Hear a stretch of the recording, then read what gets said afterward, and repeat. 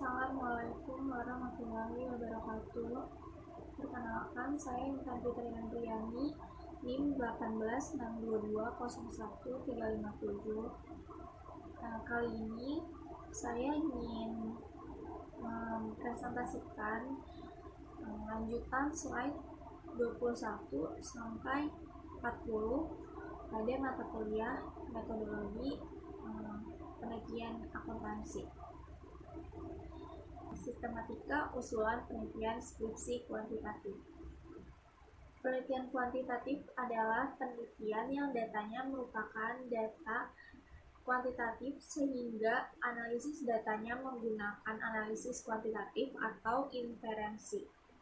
Data kuantitatif adalah dalam bentuk angka atau data kualitatif yang diangkakan seperti 1, 2, 3, 4, dan 5 atau seterusnya, atau skor 5 sama dengan selalu, skor 4 sama dengan sering, skor 3 sama dengan kadang-kadang, skor 2 sama dengan jarang, dan skor 1 sama dengan tidak pernah.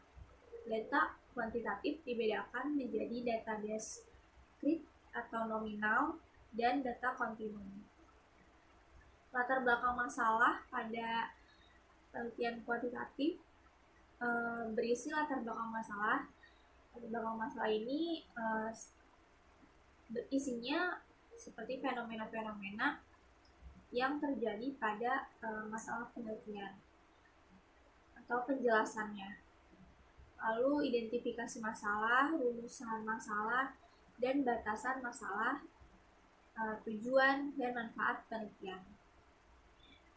Yang kedua, ada tinjauan pustaka berisi uraian teori atau rujukan yang memberikan argumentasi teoritik terhadap konsep-konsep yang menjadi fokus penelitian, seperti hipotesis, kalau ada. Sistematika usulan penelitian skripsi kuantitatif. Metode penelitiannya. 1. Batasan konsep dan definisi operasional variabel. Di sini saya akan menjelaskan definisi operasional variabel adalah aspek penelitian yang memberikan informasi tentang pengukuran sebuah variabel, semacam sistematika yang dilakukan oleh peneliti tentang bagaimana caranya mengukur suatu variabel. Dapat menentukan apakah tetap menggunakan prosedur pengukuran yang sama atau diperlukan pengukuran yang baru. Yang kedua, validitas dan reliabilitas instrumen penelitian. Validitas dalam metode penelitian itu adalah suatu standar atau dasar ukuran yang menunjukkan ketetapan, kemanfaatan, dan kesahihan yang mengarah pada ketepatan interpretasi suatu prosedur evaluasi sesuai dengan tujuan pengukurannya. Dan reliabilitas adalah suatu konsistensi sebuah tes dalam mengukur atau mengamati sesuatu yang menjadi objek ukur. Yang ketiga, teknik pengumpulan data. Teknik pengumpulan data itu memberikan penjelasan teknik pengumpulan data yang digunakan dalam penelitian. Yang keempat, populasi, sampel, dan teknik pengambilan sampel. Teknik pengambilan sampel ini untuk menentukan sampel yang akan digunakan dalam penelitian, memberikan penjelasan yang menjadi satuan populasi, sampel, jumlah populasi, dan sampel yang serta teknik pengambilan sampelnya. Yang kelima, teknik analisis data. Teknik analisis data ini memberikan penjelasan teknik analisis atau uji statistik yang digunakan. Perlu diingat bahwa penggunaan teknik analisis data harus konsisten dengan jenis datanya. Sistematika usulan penelitian skripsi kualitatif. Saya jelaskan tentang Penelitian kualitatif itu penelitian yang datanya adalah data kualitatif sehingga analisisnya juga analisis kualitatif atau deskriptif.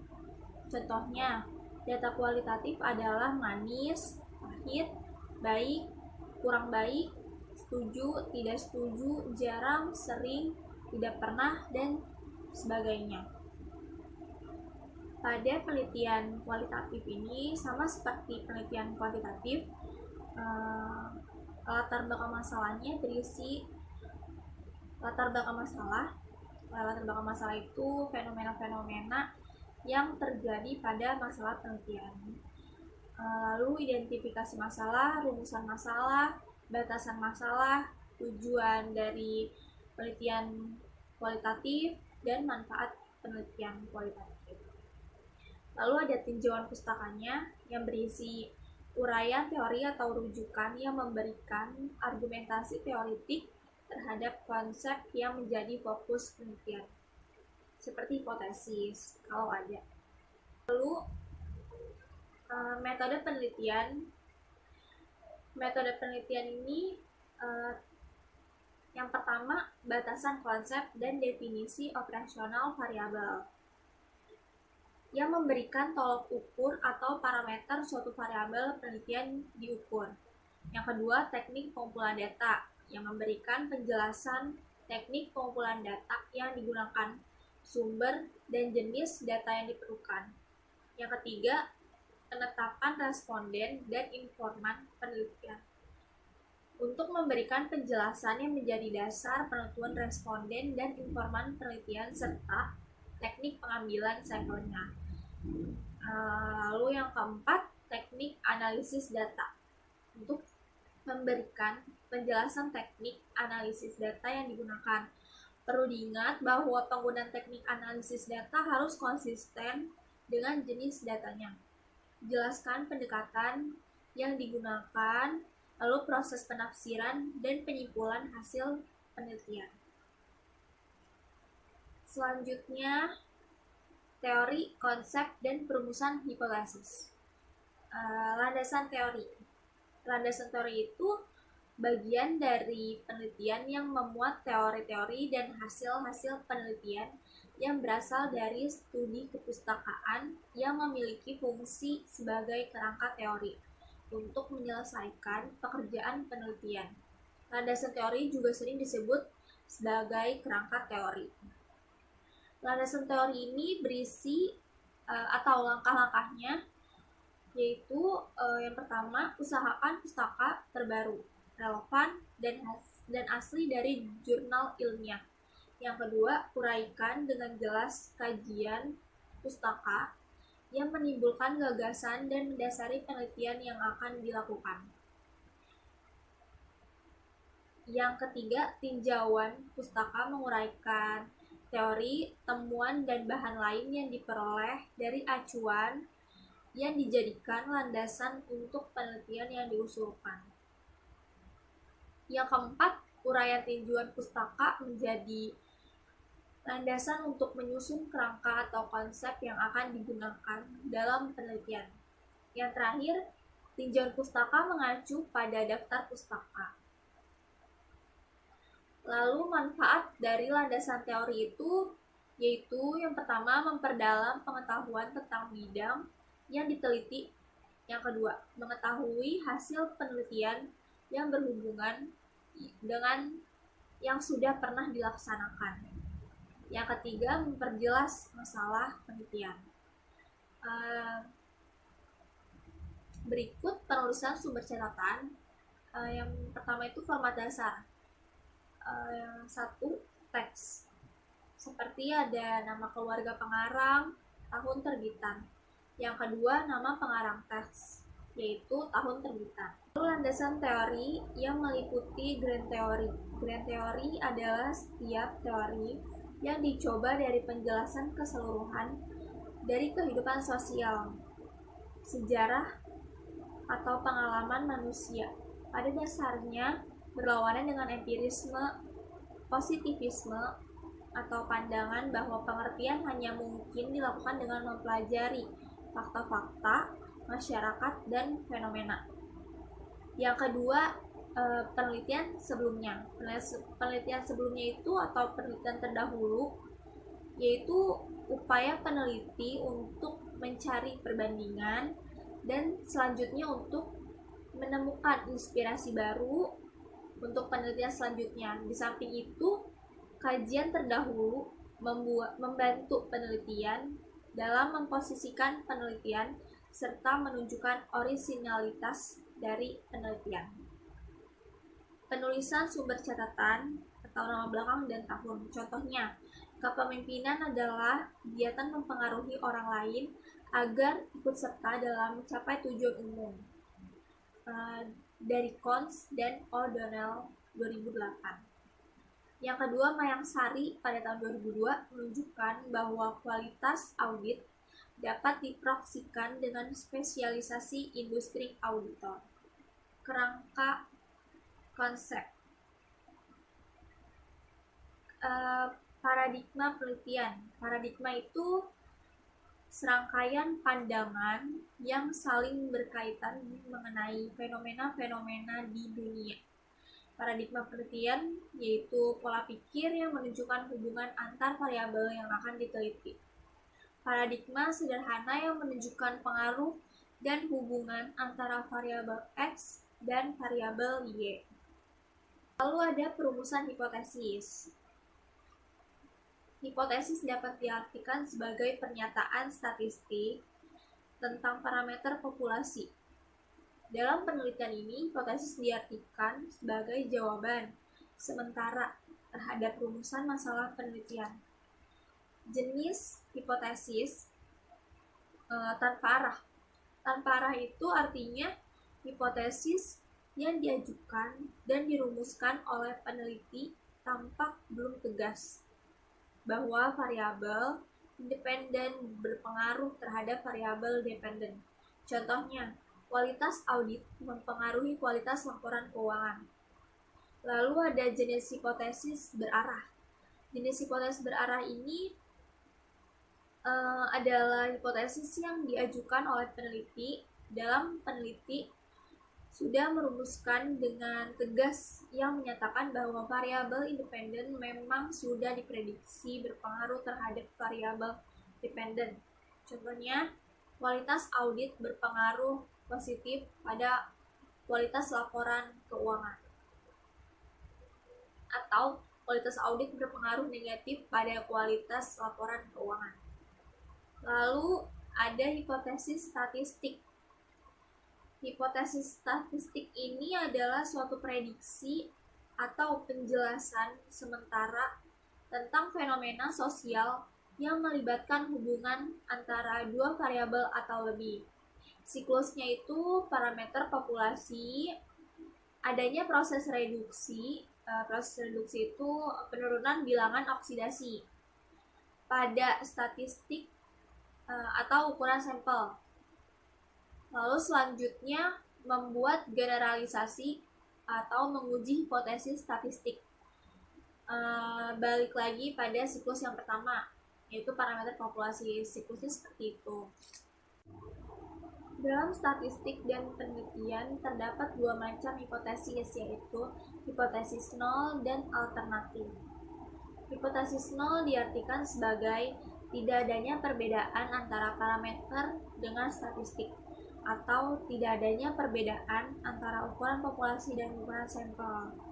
Dengan demikian, hipotesis yang diuji adalah hipotesis nol, karena memang peneliti tidak mengharapkan adanya perbedaan data populasi dengan sampel.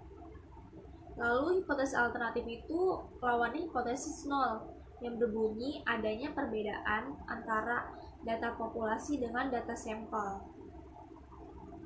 Penelitian pada hipotesis nol menyatakan tidak ada, seperti tidak adanya hubungan antara satu variabel dengan variabel lain, tidak adanya perbedaan antara satu variabel atau lebih pada populasi atau sampel yang berbeda, dan tidak adanya perbedaan antara yang diharapkan dengan kenyataan pada satu variabel atau lebih untuk populasi atau sampel yang sama. Lalu ada hipotesis alternatif yang menyatakan adanya perbedaan atau hubungan. Bentuk rumusan hipotesis. Yang pertama, hipotesis deskriptif. Hipotesis deskriptif adalah dugaan tentang nilai suatu variabel mandiri, tidak membuat perbandingan atau hubungan. Sebagai contoh, rumusan masalahnya: 1. Seberapa tinggi daya tahan lampu merek X? 2. Seberapa tinggi produktivitas padi di Kabupaten Klaten? 3. Berapa lama daya tahan lampu merek A atau A dan B? Yang keempat, seberapa baik gaya kepemimpinan di lembaga X? Dari 4 permasalahan di atas, maka rumusan hipotesisnya adalah 1. Daya tahan lampu merek X sama dengan 800 jam. Yang kedua, produktivitas di Kabupaten Klaten 8 ton per H. Daya tahan lampu merek A sama dengan 450 jam dan merek B sama dengan 600 jam. Yang keempat, gaya kepemimpinan di lembaga X telah mencapai 70% dari yang diharapkan. Statistik yang digunakan untuk menguji hipotesis deskriptif. Di sini ada tabel jenis atau tingkatan data dan teknik statistik yang digunakan untuk pengujian. Pada tabel jenis atau tingkatan data ada jenis nominal, yang teknik statistiknya tes binomial. Tes binomial ini membandingkan suatu proporsi observasi kasus dan proporsi harapan yang berdistribusi binomial dengan suatu parameter probabilitas tertentu. Yang kedua ada chi kuadrat. Chi kuadrat itu salah satu jenis uji komparatif non-parametris yang dilakukan pada dua variabel, di mana skala data kedua variabel adalah nominal, maka dilakukan uji square dengan merujuk bahwa harus digunakan uji pada derajat yang terendah. Lalu di jenis atau tingkatan data ada ordinal, yang teknik statistiknya rantes. Rantes adalah uji yang digunakan untuk menguji hipotesis deskriptif satu sampel. Yang ketiga jenisnya ada menurut interval atau rasio. Tekniknya itu t-test. T-test adalah salah satu statistik yang digunakan untuk menguji kebenaran atau kepalsuan hipotesis yang menyatakan bahwa di antara dua buah mean sampel yang diambil secara random dari populasi yang sama, tidak terdapat perbedaan signifikan. Lalu ada hipotesis komparatif. Hipotesis komparatif adalah pernyataan yang menunjukkan dugaan nilai dalam satu variabel atau lebih pada sampel yang berbeda. Contoh dari rumusan masalah komparatif ini, adakah perbedaan kualitas audit KAP Big Four dan non-Big Four? Hipotesisnya, tidak terdapat perbedaan kualitas audit KAP Big Four dan non-Big Four. Yang kedua, kualitas audit KAP Big Four lebih rendah dibandingkan KAP non-Big Four. Yang ketiga, kualitas audit KAP Big Four lebih tinggi dibandingkan KAP non-Big Four. Tabel statistik yang digunakan untuk menguji hipotesis komparatif. Ada macam data dan bentuk komparasi. Bentuk komparasinya ada 2 sampel dan komparatif sampel. Yang pertama, macam data interval rasio. Pada 2 sampel, korelasi dari independennya sama, yaitu t-test 2 sampel. Pada komparatif sampelnya, korelasi dan independennya juga sama, ada one-way ANOVA dan two-way ANOVA. Pada macam data yang kedua, yaitu nominal, pada 2 sampel, bagian korelasi ada McNemar, bagian independen ada Fisher, Exact, dan chi kuadrat 2 sampel. Pada bagian komparatif sampel, chi kuadrat 4K sampel dan Pocham Ki pada korelasi. Pada bagian independent comparative sample, ada C kuadrat for K sampel. Yang ketiga, macam data ordinal. Pada bagian korelasi di dua sampel ada sign test, Will Poisson matched, dan pairs. Pada bagian independent dua sampel ada median test, Mann-Whitney U-test, Kolmogorov-Smirnov, Wolfowitz. Lalu pada bagian komparatif sampel, di bagian korelasi ada Friedman, Two-way, ANOVA. Pada bagian independen ada median extension dan Kurzweil-Walsh-Wonn. Lalu the way ANOVA. Hipotesis hubungan atau asosiatif.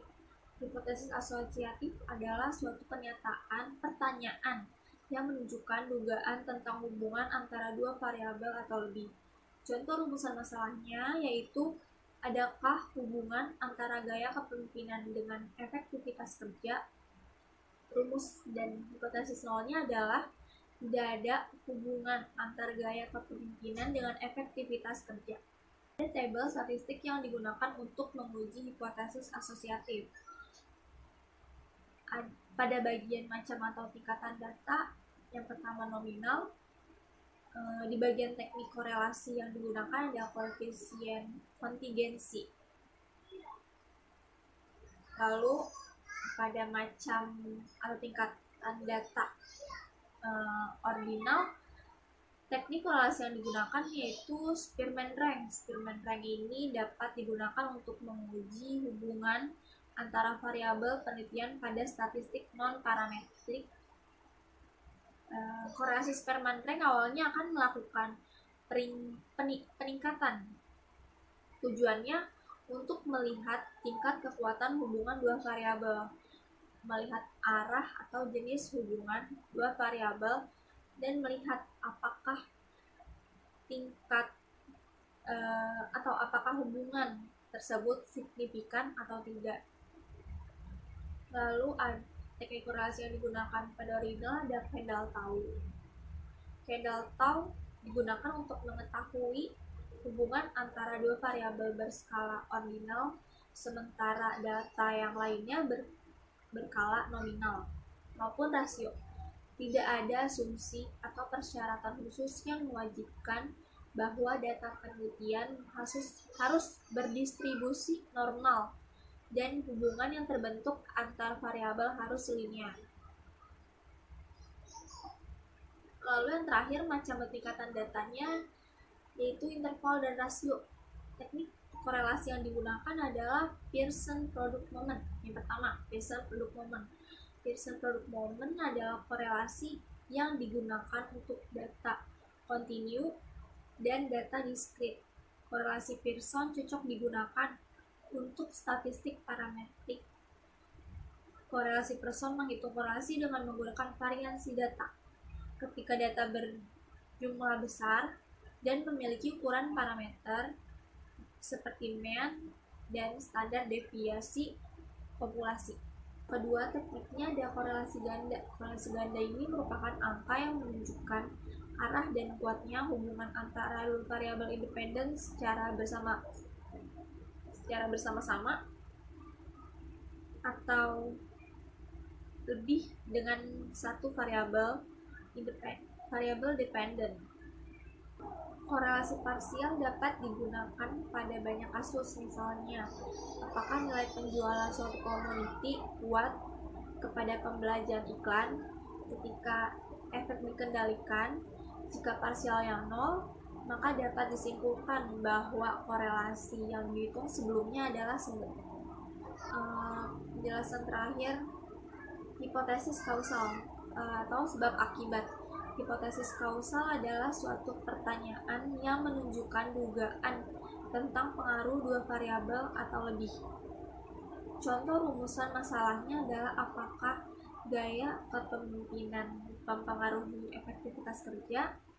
Rumus dan hipotesis nolnya adalah gaya kepemimpinan berpengaruh positif pada efektivitas kerja.